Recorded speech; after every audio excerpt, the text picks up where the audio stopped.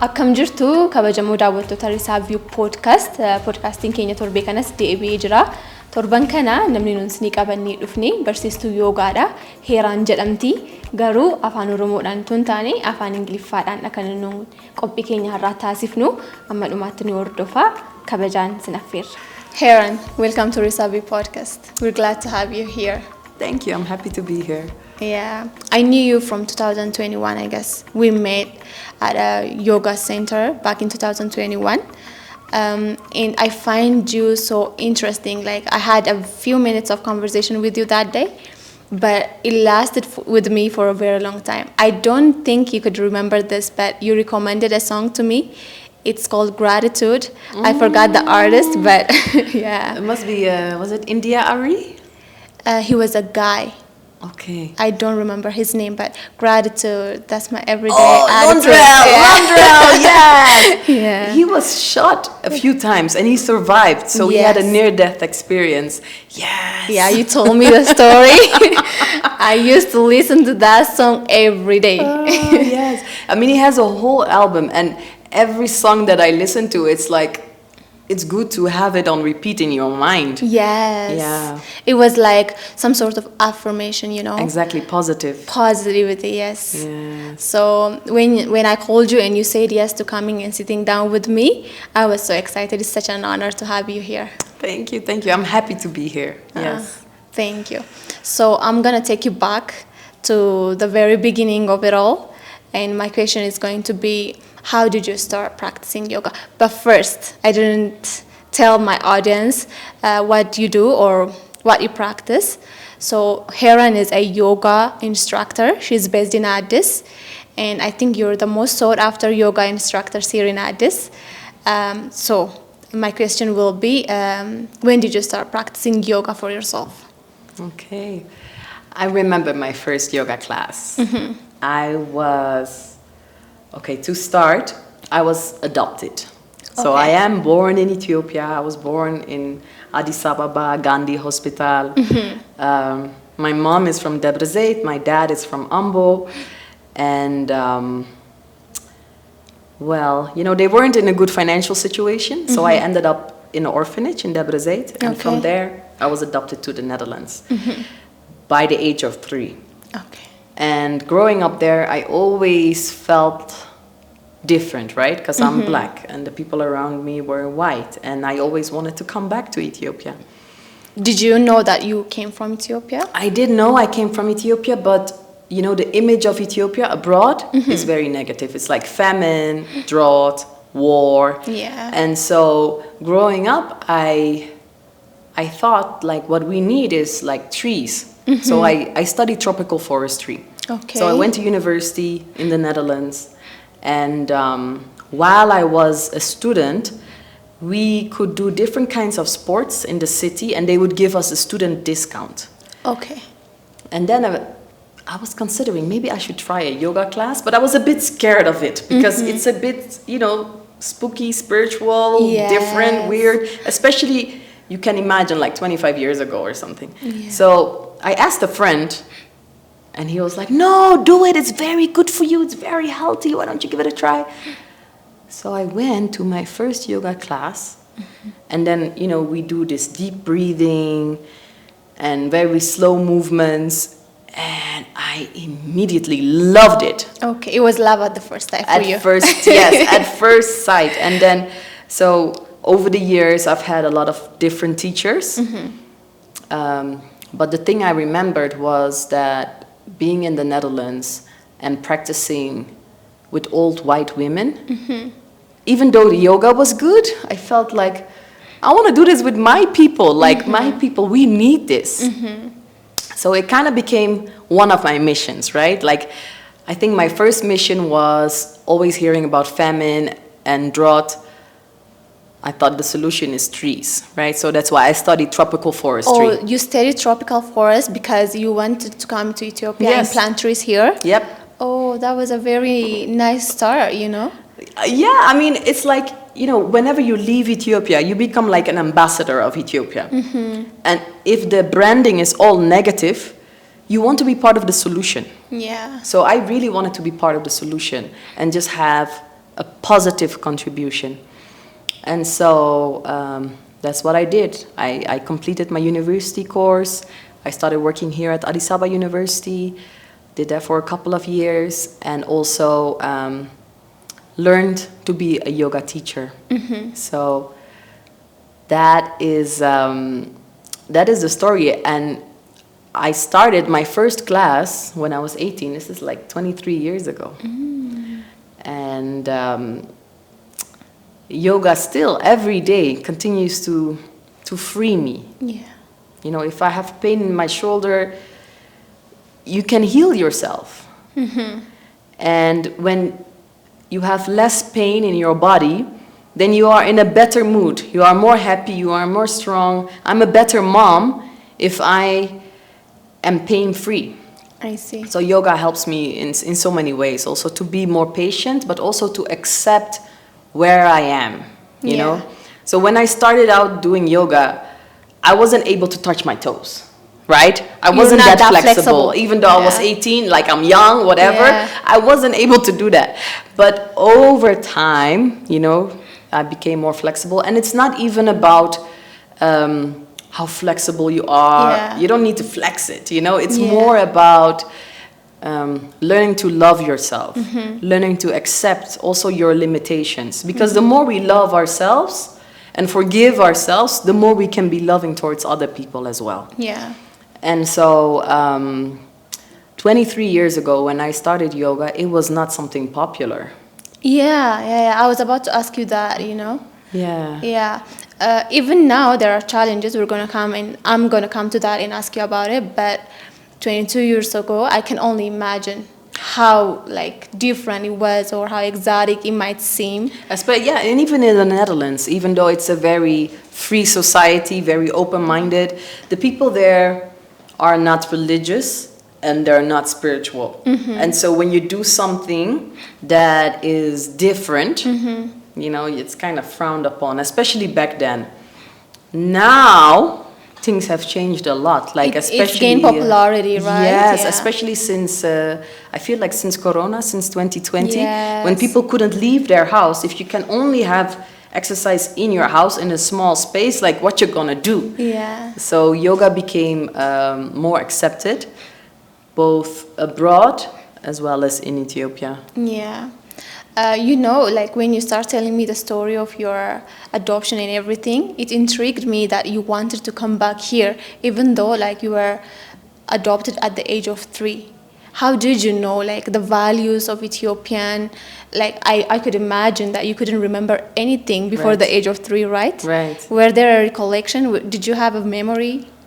I did not have a memory, but I do remember, like I just felt different from the other people in the Netherlands. I felt different from all the other kids.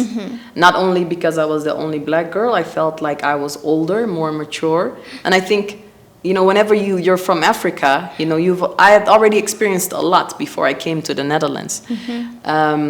But other than that, I remember coming back, walking on the street, walking past Wolfchobit. And I smelled, so they say your strongest memory is your scent. Yes. Did you remember the berbere, the shiro? I was like, I love this. You know, I was like, it was crazy, like how it just made me feel so warm. Or even like buna sifella, tan manaman. I'm just like so crazy about these smells. So that must be from my early childhood memories. So even though I don't have these images or, you know, the active memory, but there are certain things that are residual that you held, and then when you experience it in the meantime, that you can just remember it. You don't know how, but there are these memories that you can... It makes sense. And even like how, you know, for example, if you take a taxi or you could basically talk to anyone on the street. Like there is a feeling of oneness here. That you have a lot more than... People are not like shut off or they're not too individual here, right? You can just start a conversation with a random guy in the street and he would start responding to you and asking you even better questions, you know? Did you come before that? Yes. So when I was 17, I got reconnected to my birth family. And then when I was 18, my mother came to the Netherlands. Really? Yes. So we invited her. And then the year after, I came here and then I met the whole family. And then, I already started studying tropical forestry. So with my course, I was able to come to do my internship and then to do my thesis research. Here in Ethiopia? Yes, in Ethiopia. So I did everything in Ethiopia except for the theory was in the Netherlands, but everything I did, the practical, I did it here. So that allowed me to come back several times. And then in 2010, that's when I got this job at Addis University. And then I moved, actually still thinking that it would be for 1 year and then maybe I would go back and do more education and then come back. But I met someone. Okay. I got married. I got children, so then I never left. Yeah. I see. Yeah. Like, I would assume that it would be difficult for you when you first came here. So how did you find it here? How did you settle here? Like, did you just like it here when you first came, or was it a gradual thing that you needed to grow into? Well, the first thing I could say is that it is extremely empowering to walk on the street and everybody is black and we all look alike. Like to be in a place where you are the majority. Yes. Compared to being in Europe where people look at you, oh, you're a black person, So in the Netherlands, even though I speak the language perfectly, I know the culture perfectly, I was still treated as a second-class citizen just because I'm black. So out here, that was really empowering, one. The other thing is that we have this social cohesion. So people care. They care about children. They care about each other. Like if you cross the street, somebody, would protect you so you don't get run over or something. And that kind of collective care is a support system that is very healing. So I could feel that from the beginning. Like, of course, it helped. When I came back, I already knew my family. So then I was surprised to know that I have so much family. Like, my mom took me to Debre Zeit and she's like, that's your uncle, that's your cousin, that's your auntie, that's your niece. And I'm like, how is that even possible? Like, so many people. Like, growing up with the idea that I was an orphan. They told me, all your family died in the war. I'm like, really? I don't have an auntie, no uncle, no grandparent, no nothing. It was very hard to believe that I had zero family. Yeah. But then to come back and to find that I have so much family, I cannot even stay in touch with everyone. Yes. I don't even have time to visit them all. Yeah, I see. So I love the people. Yeah. Yes, the Ethiopian people are very special. Like even if you go to Kenya or some other place, it's not the same. Yeah. How are we different though? How do you categorize our difference? I think first of all, so I studied forestry, right? So with my job, I often went outside of the city. So especially people in the countryside, I think they're very pure, very miskin. Yes. They're nicer, kinder, more welcoming. They're very hospitable. They like hosting people. They don't care where you came from. Exactly. I grew up in a rural area, not that rural, but very different from the way that we live here in Addis. Exactly. Yeah. So I also believe, like, as human beings, right, if we are in a natural environment, we come back to our natural state. And in our natural state, we are peaceful. We are loving people, you know. In a concrete jungle, in a rat race with inflation and chronic poverty, you know, people become hustlers. Yeah. So I can understand that. And hostile, you know, like easily angered. A bit, like there's less trust and everything. But still, it's a capital city. So no matter what capital city you go to in the world, you will find that kind of hustler mentality. And I still prefer Addis Ababa, you know, over other places. So it's all relative, right? We have to be able to compare it. Yes. And so the people are pure. And I think also, you know, like when we are pure, we also attract that, you know. Sure. If we are very suspicious, you can be suspicious of everybody. Yeah. There is no one that you can relate to or easily let into your life, because you're always filtering the things that you might find that is very suspicious about that person. Right, right. So there is nobody that you can find pure. If you're looking for somebody who can trick you, you will find a tricky part in anybody, because not everyone has that side to them that is, you know, that might not be well received by others. Right. We may hide something. Exactly. Yeah, no, that's true. But I've noticed that, so the thing I just learned was one sentence in Amharic to just explain that, yes, I'm Ethiopian, but I was adopted. That's why I don't speak the language. Yeah. And that helps a lot, you know, because once people understand, the fear dissipates, and then we can actually start a real conversation. And so whenever people see me, they ask, what are you? You don't look Ethiopian, you look different. So I would always, you know, just explain. So when they have questions, I just answer the questions, and then the fear is gone and we can connect on a deeper level. And so I love the people, I love the nature, I love the landscape. Like Ethiopia is so huge, and I still feel like I've only seen little bits of it. There's still many parts of Ethiopia I would love to visit, you know? Okay. Where have you been? I think one of my favorite places is Lalibela. Oh, yeah, I've been to Lalibela 2 years ago, you know. Yeah. It was magical. Right? Yeah, you know, I am Protestant. I don't practice the religion Orthodox, but it was magic. Peaceful. It was so peaceful. The way, like the I don't know what it's called in English. I'm sorry, incense, but yes, the incense. In the way we went there on the day that they celebrate Madanialam. I think Madanialam is the highly celebrated thing, in so.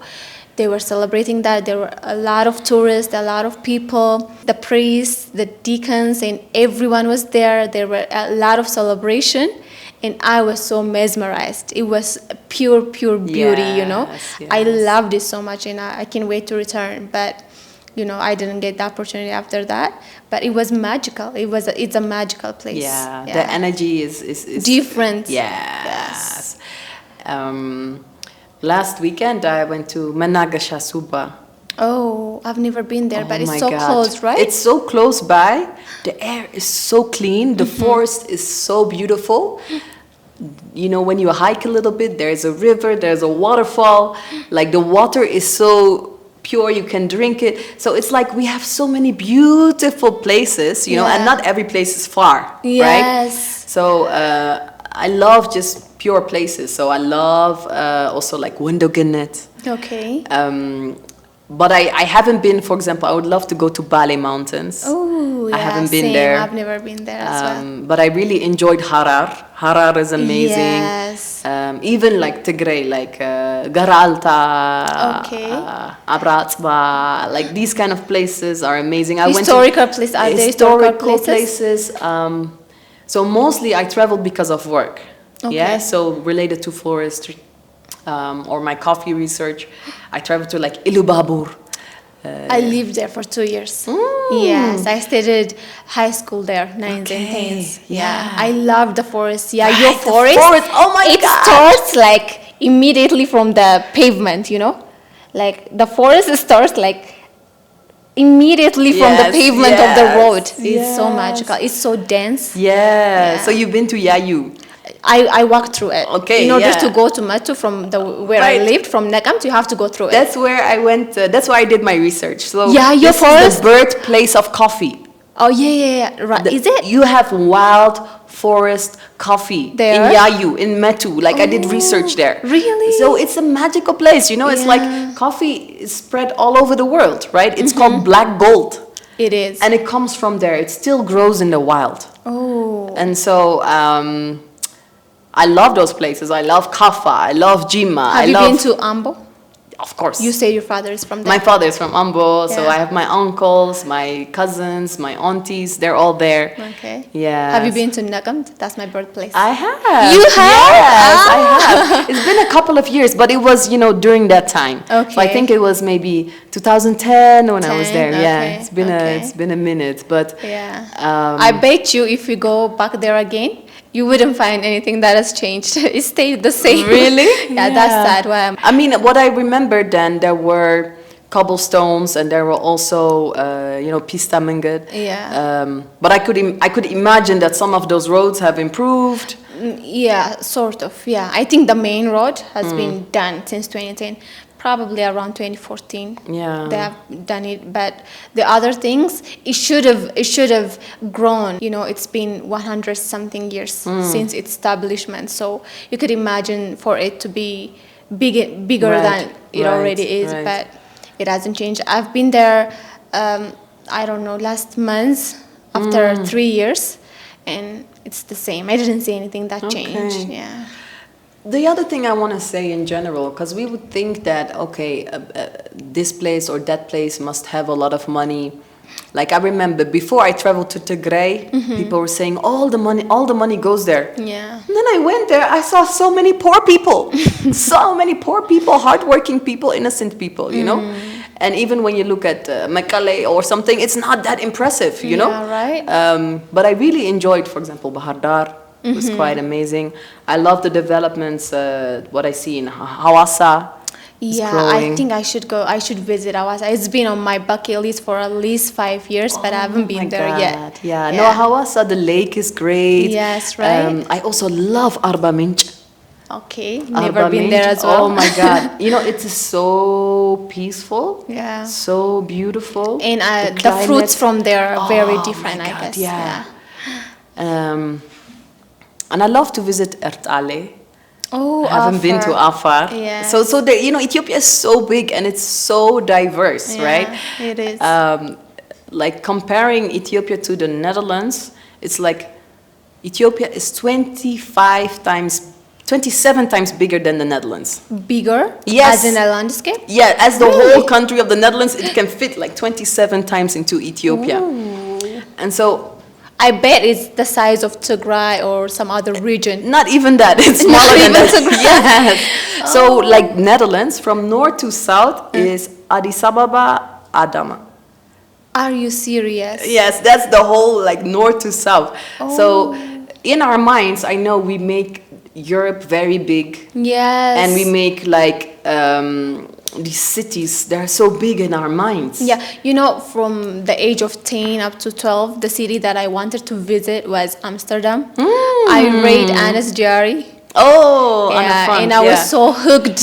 Yeah. And it's been on my list. Like, I still have a nostalgic feeling about wanting to go there. It has Yes. disappeared now. It has been substituted to other countries that I want to visit. Yeah. But still, like, I feel nostalgic when I hear the word the country Netherlands or Yes, Amsterdam, yes. It's something that it's where I wanted to visit when I was a child. But I didn't assume that it was this small. It is so tiny. It's very tiny, like Ethiopia, Africa is so much bigger than we know.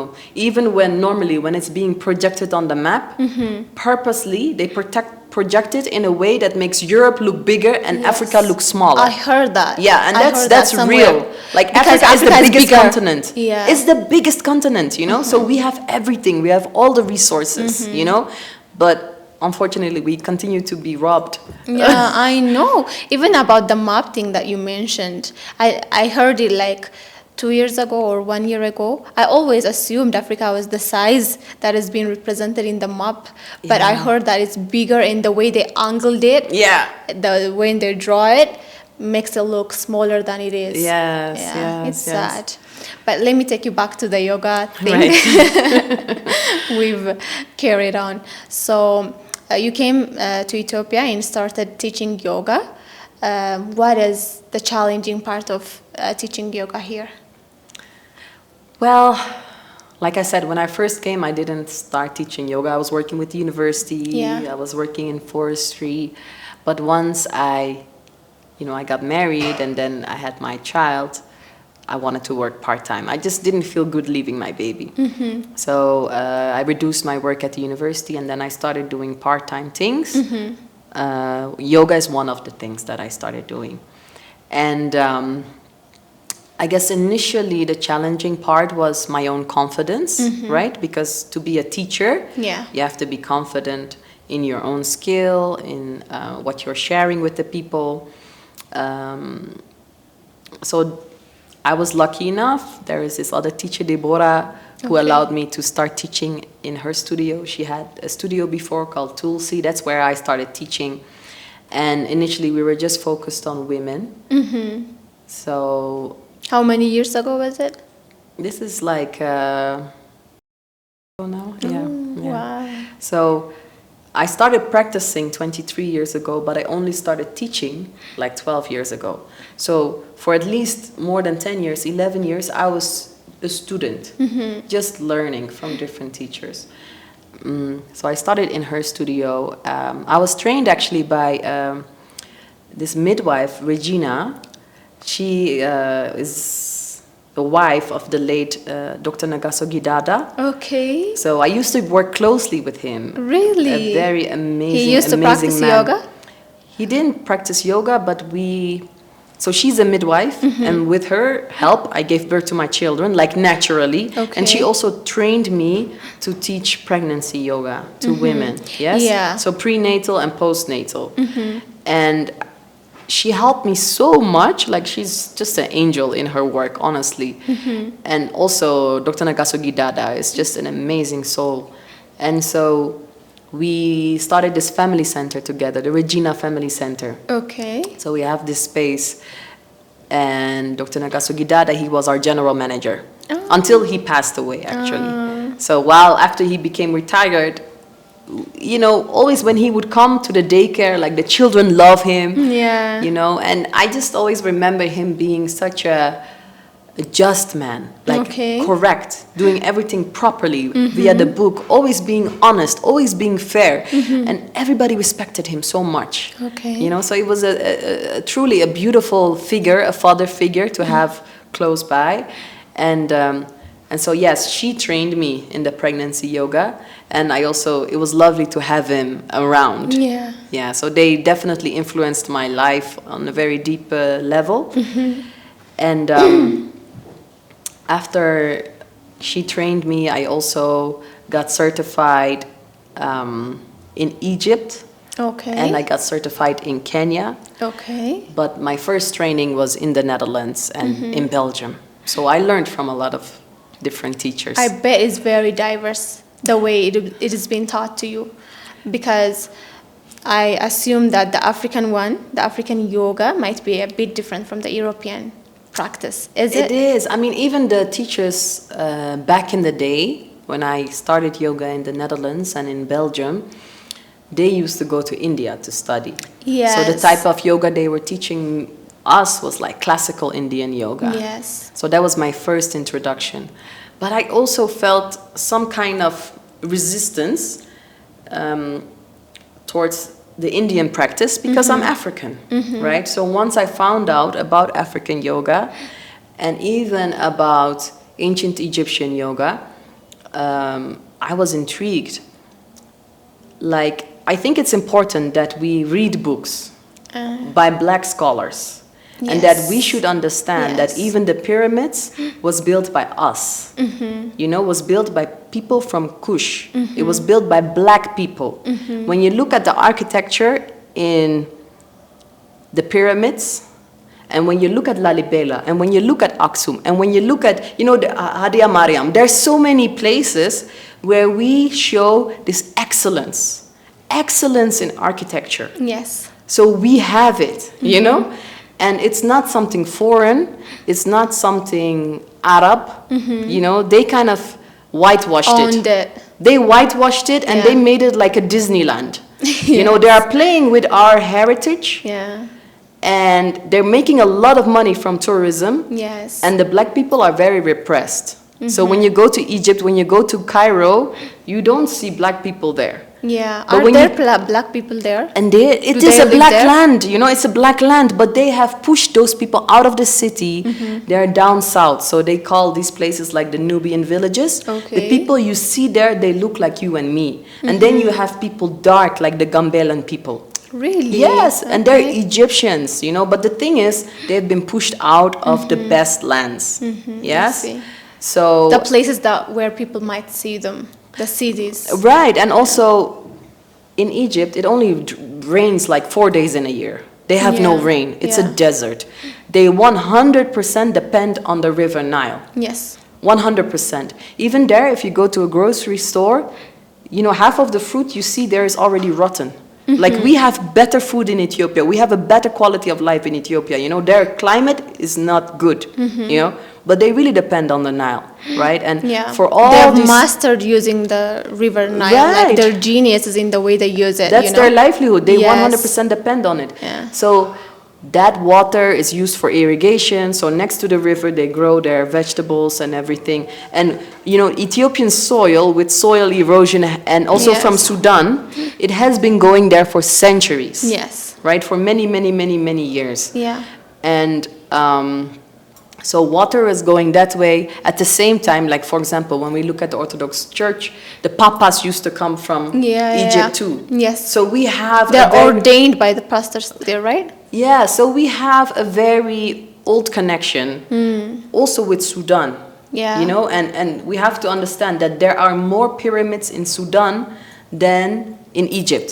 There are pyramids in Sudan. There are more. There are so many. Really? And there you can clearly see that it's made by black people, But There are pyramids in Sudan. yes, This is a very news so to me. many, more than in Egypt. Oh. So, Which now, part of Sudan, north or south?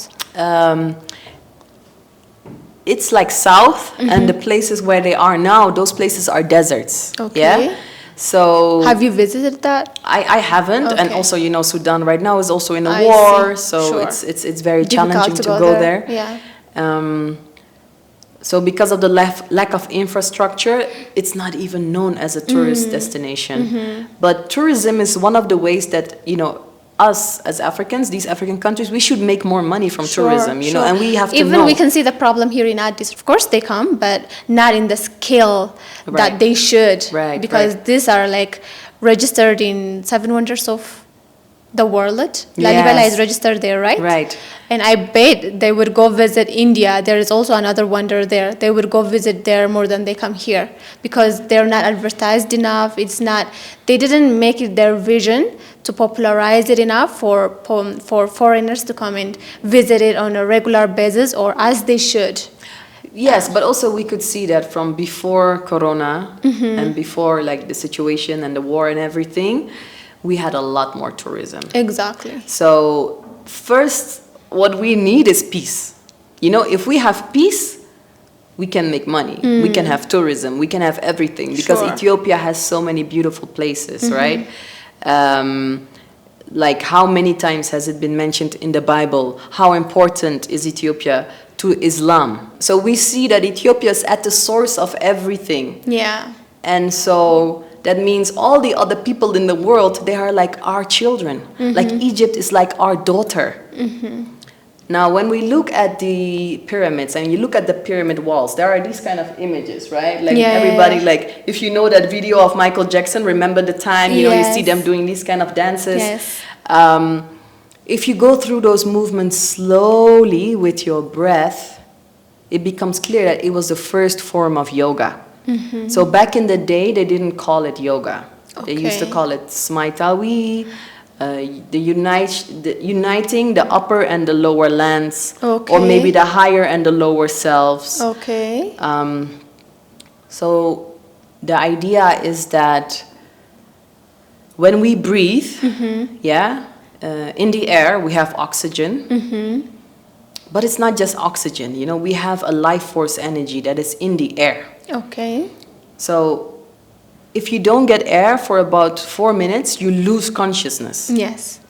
right? Even though you might not die. Right, you Yeah. lose consciousness. Sure. So we think our source is our heart, the beating of our heart, but the heart depends on the lungs, and the lungs depend on the air. right? So the way we breathe, if we breathe more slowly, it calms down your whole nervous system. Yeah. So there is no other magic around yoga or anything. There's nothing suspicious about it. It's just breath. It's just air. When we breathe deep, we calm down. Yeah. Is it one part of the challenges that you experienced here? Yes, yes. Of course, there are a lot of people that are afraid that if they would try yoga, they would lose touch with their religion. Yes, that's the main misconception, I would assume, because back in the days when I started practicing yoga, it was very challenging for me to get up in the morning and practice it on my mat, because I used to live with my family and everyone in the house would be like, what is she doing? What is she practicing? Are you sure this is not spiritual things? Why are you bowing down? Are you bowing down for Satan? What are you doing? You know, it was such a challenge. It still is a challenge for me to do it because they're not familiar with it, even though I've been practicing it for the past 4 years. And the misconception is they, related with the spirituality, and they don't want it getting mixed with the practice that they practice, the religion that they practice. Right. For me, in my case, it's Protestant, and they would mention like, you should only bow down for one God, and that's Jesus Christ. Why are you bowing down? I'm just stretching my muscles, like especially the child pose thing. You just bow down in a similar form that you pray. Are you praying to a different God? Was the very popular questions that they would ask me. So I will just tell them that I'm just stretching my muscles. I'm just relaxing. Right. But it's very hard to get the message across, because it's so much entangled in spirituality, especially here in Addis. Right. So how did you slowly allow yourself to just penetrate the culture here and start practicing more and start teaching more? Yeah, I mean, I think I had a similar challenge like you, because it's hard to practice yoga if there are people around doing something else, or if they're having judgmental thoughts, then it's hard to focus. But over the years, I saw that my family became more accepting of me.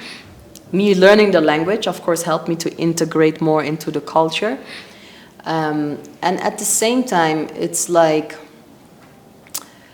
understanding that breathing and deep breathing, when we breathe deeply from our belly, antini balala, like we say, like hode baba. Okay. Or if you are anxious or anxiety, you may feel it in your belly. Yes. But if you breathe deeply from there, you can release the tension, the stress, the trauma, the pain. Then when we move with the breath, it no longer becomes an exercise or a competition. It becomes a way of releasing. Relaxing, strengthening, and becoming more flexible. So when we become more flexible and strong in our body, we become more flexible and strong in our mind. Sure. At the same time, when we're able to focus on our breath, if you can just feel your breath, then in that moment, you become present. Yes. You are in this moment. Yes. So that's the main, I think, for me especially, I'm just going to speak for myself. That's the main reason that I would now want to miss it a day, because it makes me present. It makes me calmer. Early in the morning when I wake up, I have like a million things to do. Actually, I don't have the things. I shouldn't be doing the things that my mind tells me every day, because it's not that necessary or it's not that urgent even. But as soon as I wake up, I have this list of things that I need to accomplish according to my mind throughout the day. But when I practice yoga, it just calms me down. It centers me, and I can write a list of the things that I can tackle in a day, because I cannot go through all of the things that is mentioned up here. So that's why I practice it. It makes me present. It makes me accept my anxiety even more. I consider myself a more anxious person. I get anxious on little things, like very tiny things. An exam that is rated from 5 would make me, more anxious than it should. And practicing yoga has helped me in a lot of ways, including calming me down and making me more present. Having this conversation ignites anxiety for me. A random conversation, let alone being in front of a camera. So that's the reason, the main reason that I practice it. It just keeps you in the present. Yes. For me also, like, because it helps you focus, right? Like normally every human being, at least we have like 70,000 thoughts in a day. And they're repetitive also. Repetitive, Yes. and most of them are negative. Exactly. So if we are in our mind, that's gonna get you depressed, either suicidal or something. You will need therapy, something, medication. Yes. So we need to get out of this mind. It's like a monkey mind. We go from one thought to the next, to the next, to the next, to the next, with very little space in between. Yeah. You know, and that is stressful. So when we come back to the breath, when we just breathe, so what we breathe is life energy. You know, even when you breathe properly, you don't need as much food because you can get a lot of energy just from the air, from the sun. Sure. You know, from like walking in a forest, you can get so much energy from nature. You cannot get easily hungry or like even water. Like you might not need it as frequently as you used to on any random day, you know? Yes. I have never associated it with that, but I kind of felt it. You know, I realized that I was not that hungry, even angry. I was not that nervous. There are a lot of things that it helped soothe, but I didn't relate it that it was because of the energy that I can get from the air. It's just a new knowledge for me now. Right. It's just air, and it's so powerful in that way. And the thing is, it's always available, right? If you're angry, just take 3 deep breaths. There is no magic. It's just air. And, you know, in the air, we have oxygen, we have some other things as well. You know how people can fast for 20 days or 3 days, even dry fasting.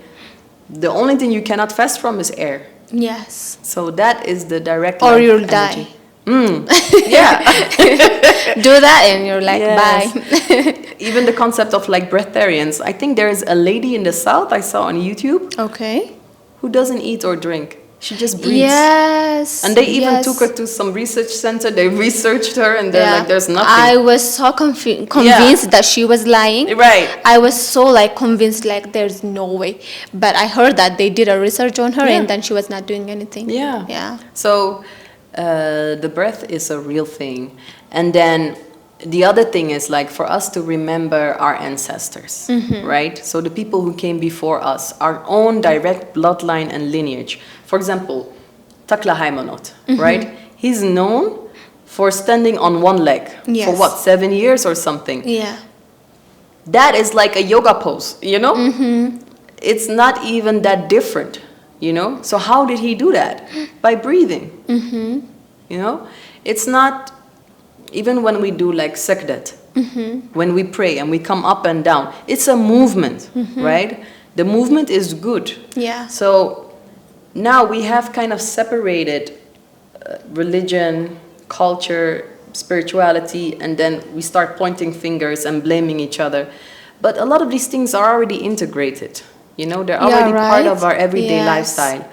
So like, for example, when people make injera, right? Yes. This kind of movement, it's good. It's good for your arm to do this. It's good for your shoulder, you know? Okay. When we are like Malcolm, and we are sitting like this and we are separating the lentils or something. Yes. This is a good stretch for your back. Yes. You know? When we use the Ethiopian toilet and you squat, that's the healthiest way to actually use a toilet, right? So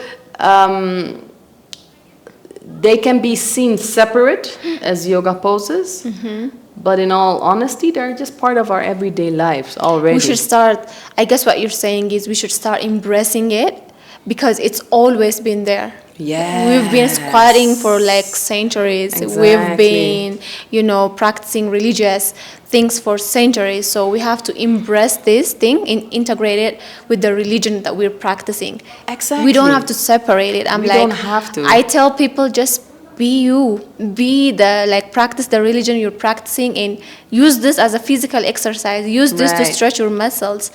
Use this to feel lighter during the day. Like I can see the difference in my body when I practice it in the morning and not, because I would have this shoulder pains, especially back pains on the days that I didn't do it. So I bet they're going through painful days because they're like seeing it as a spiritual practice and refraining themselves from it. So they can start to integrate it, practice their religion, and do this as a physical exercise. And Exactly. which brings me to my next question. Can yoga be a substitute for going to the gym or, other physical exercises? Can somebody use it as a substitute? I think absolutely it's possible. Like, what makes it different, maybe from like any other exercise, is that we try to stay conscious of the breath. So most of the time, when you make an upward movement, you inhale, which makes sense because your rib cages are expanding, Yes. right? And then when you exhale, you come down. So that makes it different from maybe like aerobics or just lifting weights when you're not aware of your breath at all.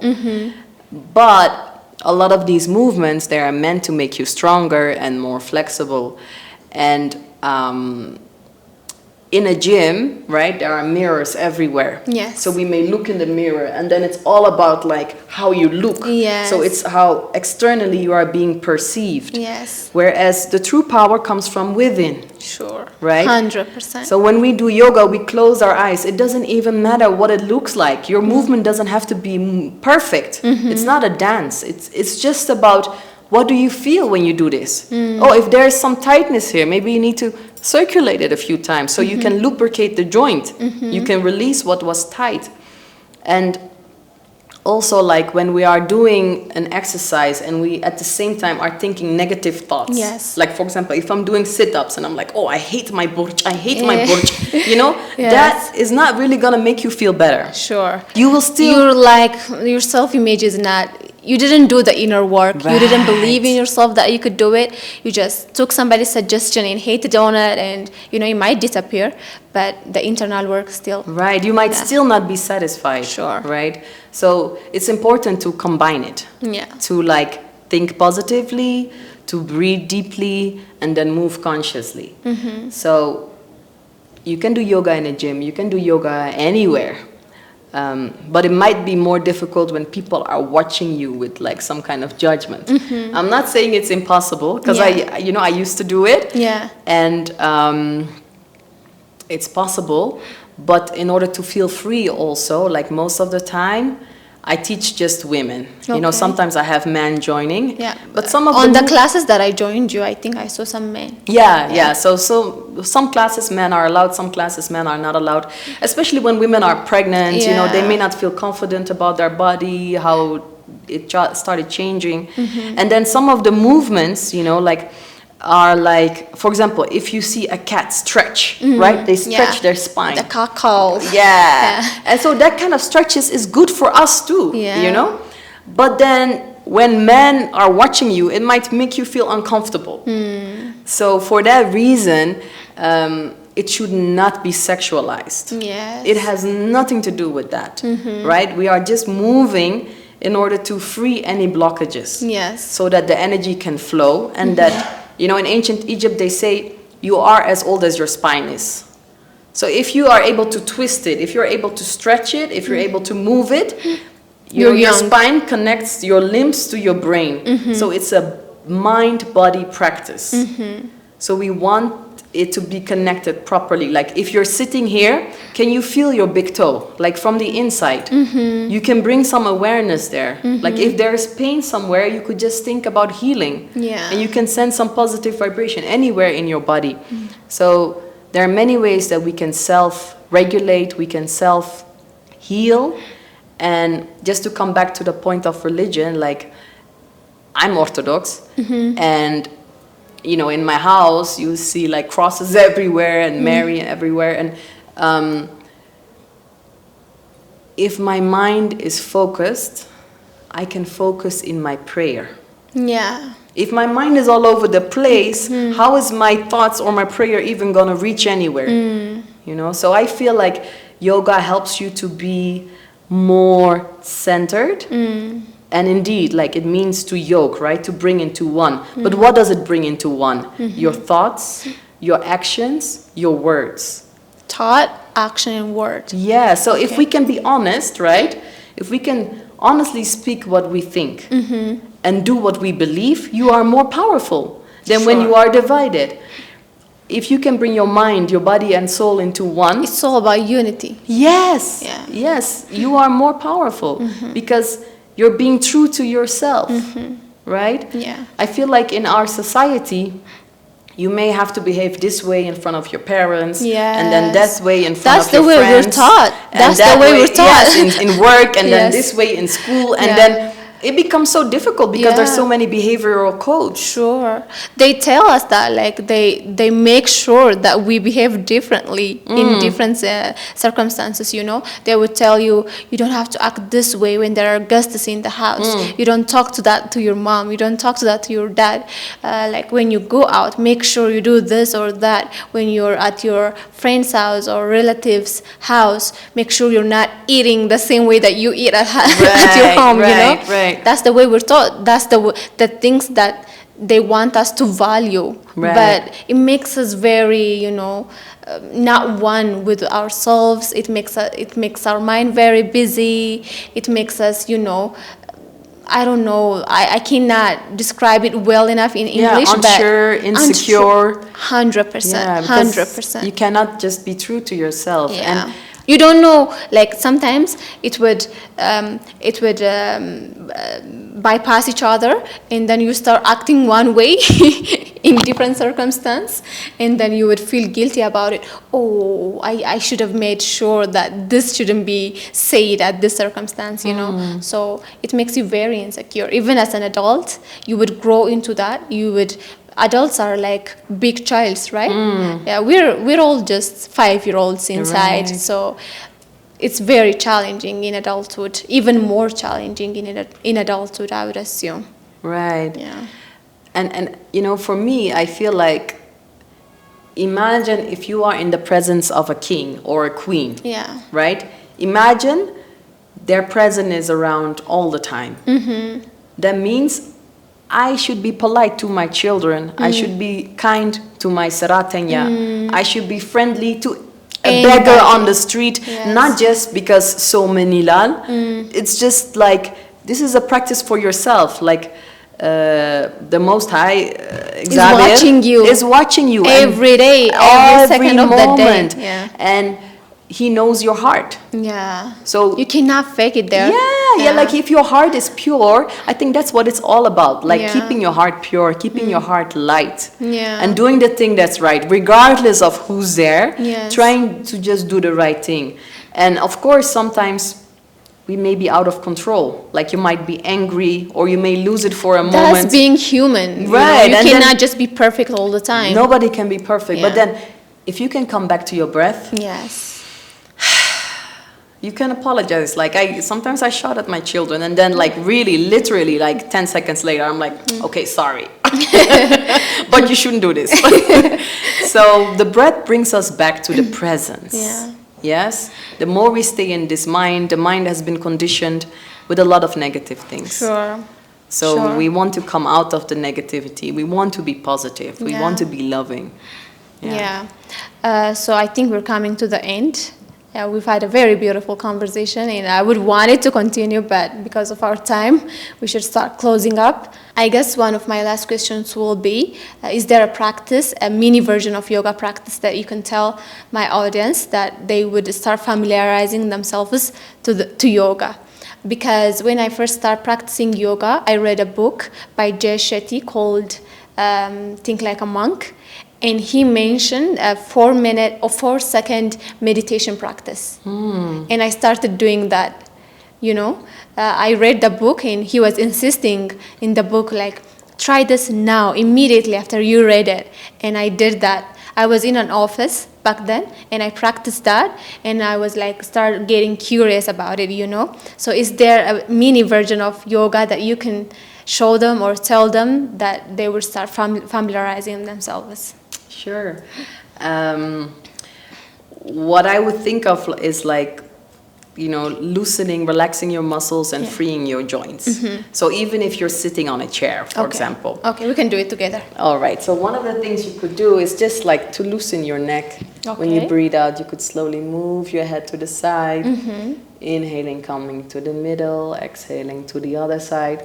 So this way you stretch the side muscles of your neck that is connected to your shoulder. Okay. At the same time, you could do it like exhaling, chin to the chest. This is so relaxing. Inhaling, the head going back. So this is very, very simple. And you know how the neck, there's the word like bottleneck, the word.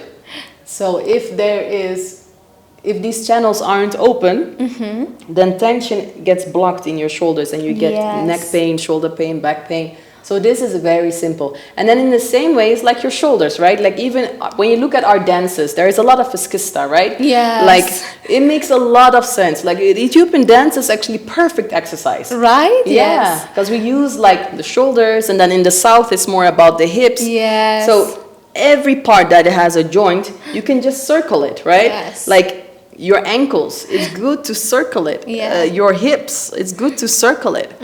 So you can have forward fold, backward bend, like this. Even sitting on a chair, you can do so much exercise. Yes. Like if you want to strengthen your core, just lift your legs, you know, or one leg at a time. Okay. You know, so this is already exercise. So even if you are an old person and, you know, or some people, they're not able to put the yoga mat on the floor and go to the ground and then come back up. Yes. Right? Especially for elderly people or injured people, it's difficult. But you can do yoga in a chair. You can even do something called face yoga. You know, you can like stretch your muscles. You can massage your face. We even here we hold tension. You know, when we think too much, it's in the mind, right? And this way you can just relax it. So, since you mentioned face yoga, I saw there is no crease in your face. There are no creases here. Yes. Yeah, I even have one over here. You know, I don't really practice. Like there is a separate like school of thought called face yoga where people like spend hours like massaging their face. I don't do it like that. Okay. But I just do it shortly, like a little bit. You know, like just tinishi baka. Yeah, you don't need to do a lot. I think. What's important is to drink water. Yes. We have some great water. It's important to breathe deeply and to eat healthy. And then a little bit of movement, a little bit of exercise is enough. So, and I also believe that yoga is not for everybody, right? Not everybody enjoys slow movement. Some people prefer intense, fast movement. Sure. So then dancing is great. You know, you could do jogging, you can go swimming. You just have to find what you like and follow that route. Yes. Yeah. I think their demonstration was very helpful for them, and they will start exercising more and they will start discovering and exploring. We just gave them the tip of the iceberg, and I hope they would do their own research to it and, you know, try to start their journey there. But if somebody wants to visit you and start working with you, where can they find you? I think if you go online, you can find Herans Yoga in so many places. Right now, I have an Instagram page, Herans Yoga, Facebook page, Herans Yoga, TikTok channel, YouTube channel. So some videos you can just check out online. Other than that, I teach in the Vipassana Meditation Center. This is in Haya Hulet, close to Signal. I also teach at Tila Spa in Kazanchis, opposite of Bambi's. And other than that, I do corporate workshops, sometimes private sessions, individual sessions, group sessions. So anybody really can contact me. My phone number is out there. And you can email me as well. I may not always answer the phone if I'm teaching or if I'm with my children, but if people text me, I will definitely get back to them. And for me, the main thing is that I love to share the healing. Yes. So when I was a student, I was able to start yoga with some discount. So in my classes, I also try to use a sliding scale. For people that drive big cars, I like to charge a bit more than someone that's using public transport, just to be considerate of our situation. Or even, you know, some foreigners, they make 10 times as much money as we do. So I may have different charges. But if someone comes to me, the economics or the budget should not be a reason not to do yoga, you know? That's a very nice consideration. Yeah. I mean, that's how I was also able to start it. I couldn't afford to do yoga as a student. But then my teacher allowed me, like for 1 year, I didn't pay for my classes. And then when I had money, I paid. So I like to pay that forward. So especially like young people, you know, feel welcome to give it a try, you know. If you don't like it, if it's not for you, it's fine, you know. But we cannot really judge something that we have never tried. Yes, so I think that's the basic thing that people should know before judging something or saying something about things that they don't even try. They didn't even try. They should start trying things out first. Yeah. Not like something harmful, of course. Like if it's a drug or something, right. You don't have to try it to know that it's bad for you. Right. But other than that, like experience stuffs, they should at least make themselves familiar, you know, with the thing. They should start reading about it. They don't have to practice it. They don't have to do it. They should start researching the things that are out there and then maybe try it out someday. Yes. So that's our message. Thank you for coming, Heron. It was a very interesting conversation. Absolutely. And I hope to see you soon again. Thank you so much. Hallelujah. That was really fun. Yes, very, very fun. Yeah. Galatoma. Oh, nice. Egaan dhaggeeffattoota keenya qophiin barsiistuu yoogaa heeraan duukaa taasisni kana fakkaata ture akkasin itti bashannantanis irraa barattanis abdii guddaa qabna amma dhumaatti waan nu daawwattaniif immoo galatooma.